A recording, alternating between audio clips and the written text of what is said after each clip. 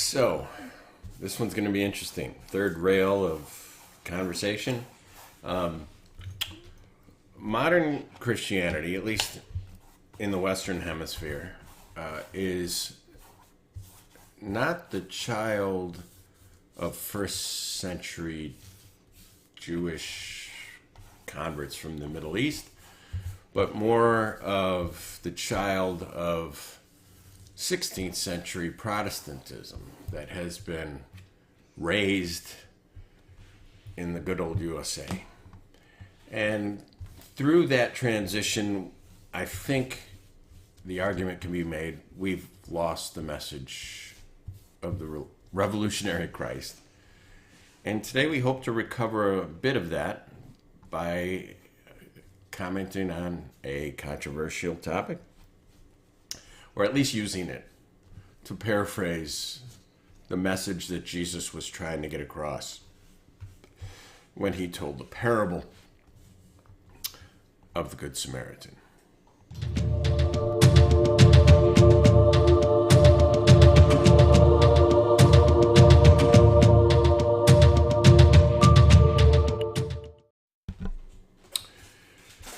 I don't have my Bud Light can with the transgender influencer on it, but you can imagine that in my hand.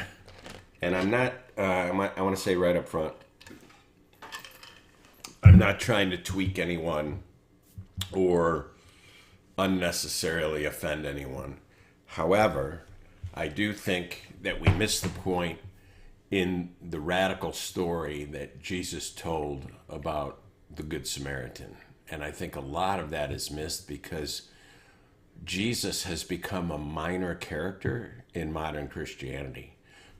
Paul is more the centerpiece, and Paul's writings are more the centerpiece of modern Christianity. And so stories of Jesus, maybe they're told in Sunday school here and there, but he really has taken on a cameo role in Christianity. I want to use my last breath to try and recover his radical, revolutionary teaching because I think it's timeless. And unfortunately, I don't think there's really much attention on it anymore. I mean, the arguments in apologetics are over, was Jesus the Son of God? Did he rise from the dead? And those are worthwhile conversations. However, when those are the only conversations, when that sucks the air out of the room, we lose track of Jesus's life, his teachings, what he was trying to accomplish with the words that he spoke at the times that he spoke them and to the audience in which he spoke them. So, look, if Jesus were here today, and I'm pretty confident in saying this, he would choose, if he was telling this, if he was trying to make an impact with the American audience, he would choose a group that is reviled in his telling of the parable of the Good Samaritan. So right after 9/11, he might have used a Muslim in the story of the Good Samaritan because they were for a time being reviled. Right now there's a big kerfuffle with the Bud Light can and drinking Bud Light, not drinking Bud Light. Somebody got fired for having a trans influencer on a can, and the fight is breaking down along the typical lines of black hats and white hats, and Christians are raising a ruckus. And this is the exact environment that Jesus challenged the one religion of his day, the Jewish religion, as being deaf, dumb, and blind to the real needs of what was being missed. And in doing so, he made the hero of the story one of the most hated people groups in Judea for a Jew. Jews hated Samaritans. Jews hated Roman oppressors. And so Jesus would often challenge their sensibilities. And it was kind of like a grapefruit in the face move, to make a Samaritan the hero of a story is something else. I think if Jesus were here today, he'd make the transgender the hero of the story. I think Christian pastors and priests and worship leaders and seminary professors and singers and spiritual leaders and television personalities and athletes who kneeled after touchdowns, those people would be in the story that Christ tells as those who were indifferent, passing by the person of need who's half beaten on the Jericho road. And the person who would come to that person's need and attention would be that which the Christian religion is reviling right now as dangerous and an enemy. And so who would Jesus use today? In my Christian nationalist days, the answer to what's wrong with America wasn't what G.K. Chesterton said when answering, it's allegedly answering a newspaper editorial, "What's wrong with the world?" He supposedly sent back a very short letter to the editor that said, "I am." He was taking the blame. That is a Christian understanding, kind of, by starting on your own doorstep, by starting with your own shortcomings, not pointing the finger at others. However, as a Christian nationalist, it was easy for me to point fingers. I'd point fingers at liberals, political liberals or Democrats. I'd point fingers at Muslims as the false religion that's violent in nature. I would point fingers at the time at the LGBTQ plus community. I didn't refer to them that way. In my Christian nationalist days, I'd call them the alphabet mafia, and I'd point the finger at them. I'd point the finger maybe even at atheists and so forth, or even at other Christians that I didn't consider real Christians. There were rhinos in the Republican Party, and there were shiny, happy Christians that were really Christians in name only, and that's what I would point to. And the point of the story Jesus tells is that has got it all wrong. Now, having said that, the story of the Christ isn't saying that all Samaritans are right and all priests and Levites are wrong. I'm not saying that. But he's basically not even condemning the priests and the Levites and commending the Samaritan. What he's doing, the point of his story is to challenge the audience who was commending all the priests and the Levites, elevating them to special status, while waving a finger and maybe a middle finger at the Samaritans.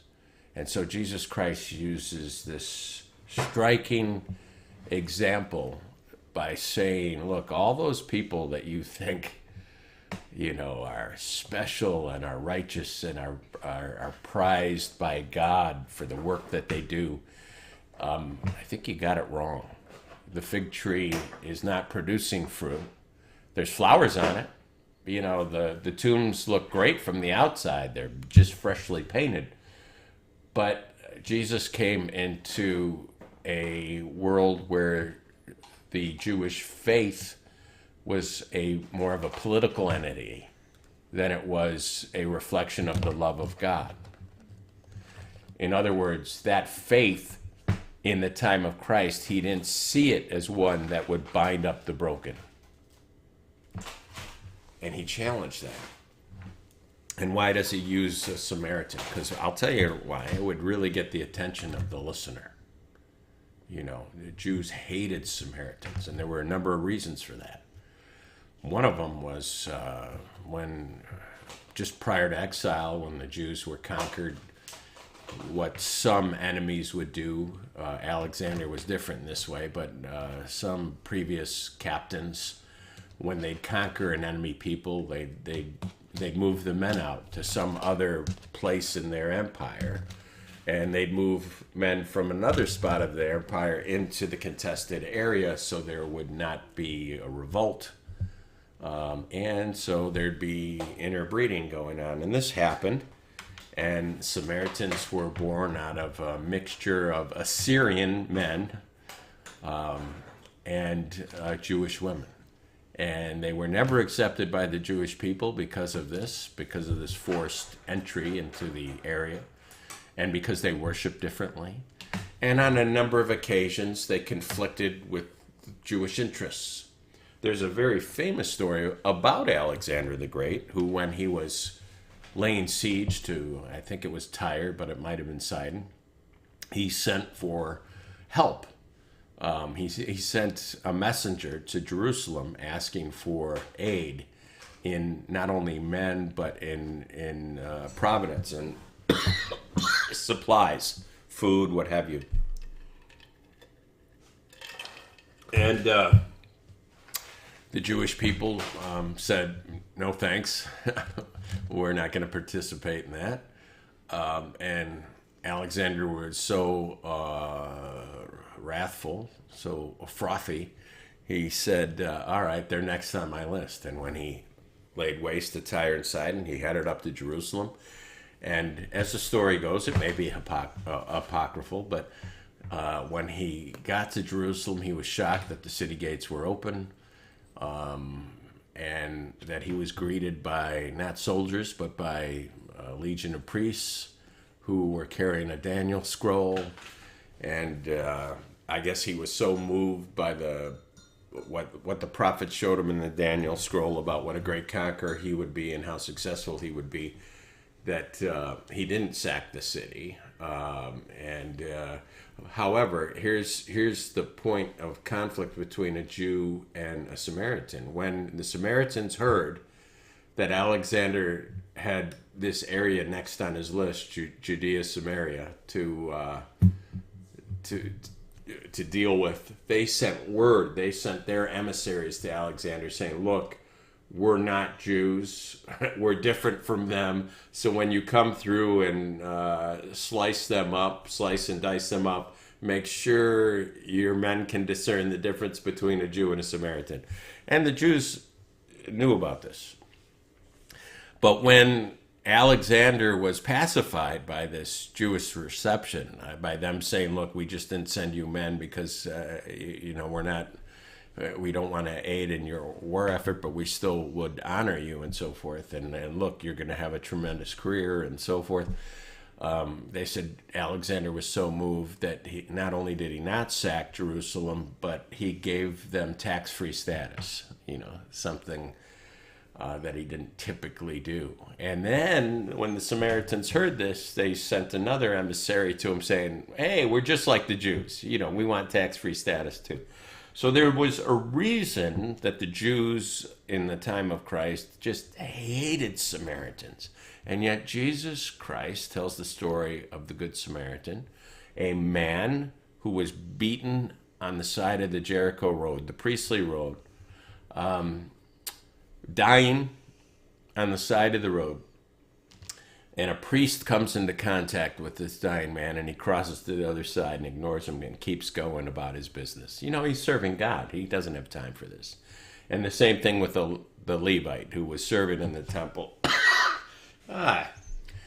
He didn't have time for this either. He had to get to the temple, get to his work. Didn't want to defile himself with this dying man. And Jesus is indicting the faith for being so busy about these lesser things, they missed the most important thing. They weren't loving their neighbor. And if they did love God and love their neighbor, they would be compelled to stop and treat this person as Mother Teresa did the people she came in contact to, as if she was treating Jesus himself. And this is the spirit of Christ. This is what Jesus is saying. He goes, I don't care what kind of robes you're wearing. I don't care if you modern Christians have, a cross around your neck and you go to church on Sundays and Thursdays and you won't drink Bud Light because there's a transgender influencer on the can. I don't care about any of that. I don't hear your prayers. Your sacrifices mean nothing to me. As a matter of fact, it's worse than if you were an atheist because you're acting in my name, using my name, and you are a blight to my name. You are humiliating me by taking my name in vain. This is the story. And then he takes the Jews' worst enemy, and he can imagine that a Samaritan would have stopped and treated not only his neighbor, a Jew, but kind of a sworn enemy. This is Christ saying, not just love your neighbor, but love your enemy.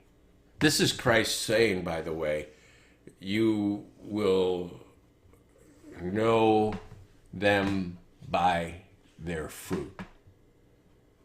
In other words, Israel is this fig tree that's flowered, that's advertising that it's open, and yet you get there and the shelves are empty. There's nothing of substance. There's nothing that could give any kind of subsistence or nourishment to anybody. It's pleasant to look at, but there's nothing on the shelves. It's empty. The holy place there's no furniture in it. The magic is gone. The thrill is gone. The magic is gone. There's nothing there. Israel has stuffed its bra. Forgive my language, but that's the general sense. Oh, that's kind of an ironic image when we're talking about transgenders. Forgive me, that's beautiful. Oh, let me go to this view so you could see what Poe's doing here as we're working. So, in modern times, Jesus would use the good transgender. And he'd make the argument that, now I'm throwing names out there just because you know these names, but Franklin Graham and Robert Jeffress have passed on by the man at the side of the road. And RuPaul has stopped to help him. I don't know a whole lot of transgender people. And he might just be a cross-dresser, right? I don't know. He's a drag queen. He's a drag queen. The person from Drag Queen Story Hour. It's called RuPaul's Drag Race. Oh, okay. I don't know. Yeah, I get a little mixed up, but you know what I mean. So whether the hero of the story is a drag queen coming from Drag Queen Story Hour, or a transgender, or a Muslim, or Christopher Hitchens, I know he's passed, so let's make it Richard Dawkins or Bill Maher, somebody that Christians would think of as an enemy. That's going to be the hero of the Christ story, because what he's saying is your labels don't matter. Your heart matters. The circumcision of the heart is what God sees, is what impresses God. Not your songs, not your 30-pound Schofield, not how you vote, not how devout you are to your denomination. When you see a need, when you see an opportunity, not even a need, when you see an opportunity to love as God would love, when you see an opportunity to be the hands and feet of the Christ, do you take it or do you shirk it and make an excuse for it? And heaven forbid, make a religious excuse for it. That you must be about your Father's business, so you don't have time for your real Father's business. And so this is the point here. Jesus is not just elevating Samaritans. He's not just commending Samaritans and condemning priests and Levites.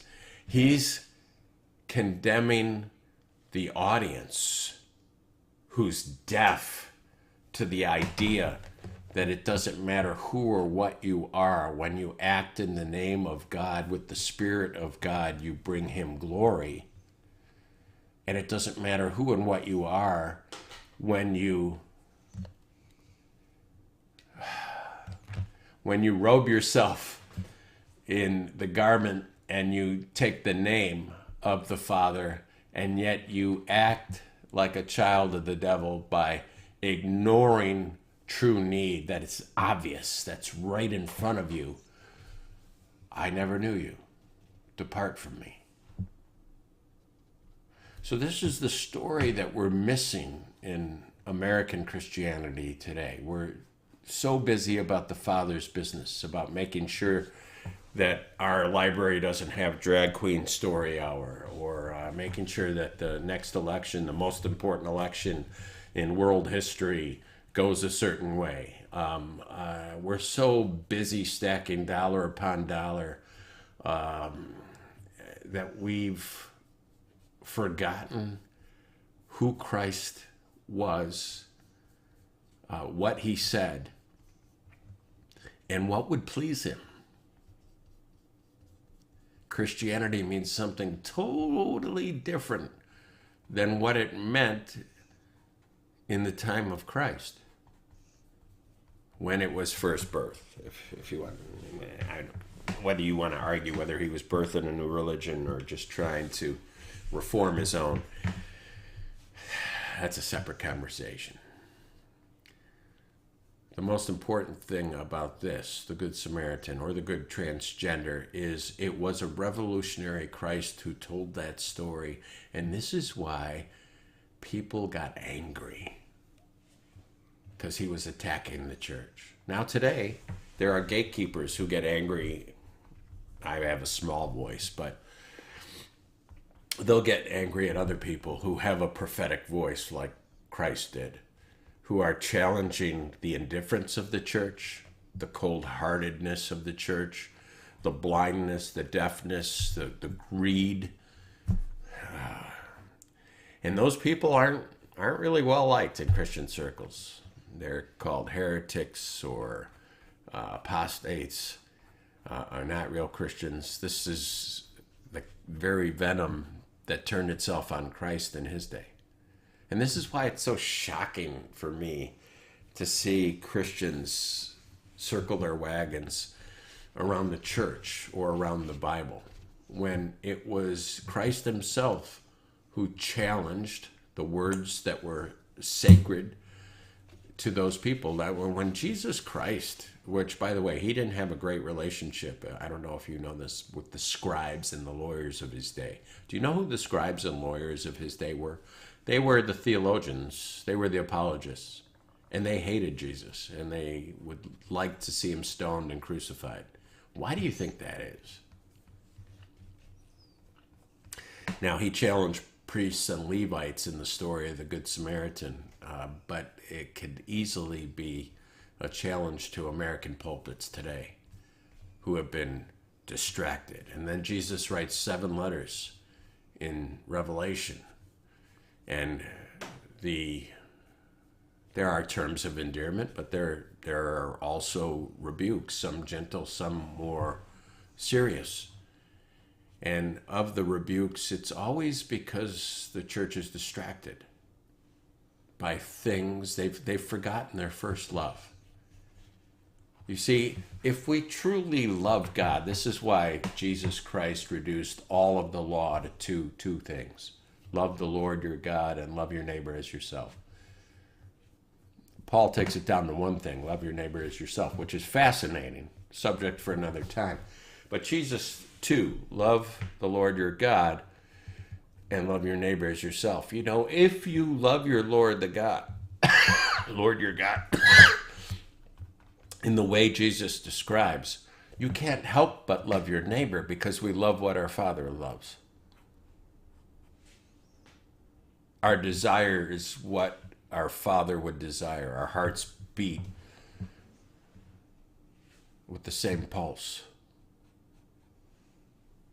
And if Jesus couldn't pass by somebody in need at a well around the Jericho Road, how could we? How could we say we're a son or daughter of our Father? How could we know what our Father's work was and leave our brother in a far country and pass by on the other side of the road of this beaten man? We need, I'm almost done. You look like you have a ways to go. Mm-hmm. You want to talk about that for a little bit? Mm-hmm. You would know what this is if you read the legend I showed you. But why don't you talk about it for a second? Because I'm getting all stuffy, and I'm going to go blow my nose. Okay. And you're going to talk about what you're doing here. Now, which angle do you want? You want to stay on this one, or go to this one? Yeah, you could go to the one showing this. Stay on this? Yeah, that. Okay. I'll be right back, folks. So I'm painting a tree, but it's like a particular tree. This is meant to be, in my Spanish class, we read an indigenous legend. I think my thing's going out, but I can't hear you now.